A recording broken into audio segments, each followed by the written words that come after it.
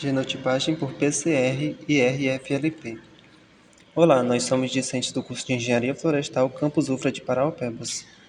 Vamos explicar como ocorre o processo de genotipagem em PCR e RFLP. Primeiramente, o que é o PCR? É a amplificação de várias cópias de DNA para posteriormente realizar o RFLP, exemplo, genes e porção de genes, e são necessários dois grupos de elementos, os reagentes e a temperatura.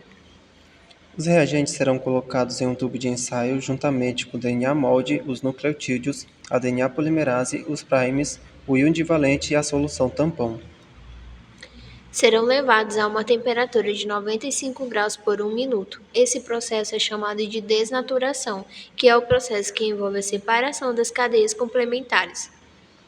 Depois, a temperatura é reduzida a 55 graus por 2 minutos, processo chamado de anelamento, que é a etapa de reação em cadeia da DNA polimerase, onde os primes de DNA se ligam às sequências-alvo complementares no DNA de interesse. Em seguida, a temperatura eleva-se novamente por 72 graus por 3 minutos, processo chamado de extensão, etapa em que a enzima de DNA polimerase sintetiza uma nova cadeia de DNA completa a fita molde de DNA, utilizando os primes ligados às sequências-alvo. Então, no início do processo, tínhamos um fragmento e no final desses processos passamos a ter dois. No primeiro ciclo acontece a desnaturação, anelamento e extensão. Esse processo repete-se por várias vezes e a cada repetição é dobrada pela quantidade que possui, com o mínimo de 30 a 50 vezes para a RFLP. O que é a enzima de restrição nuclease?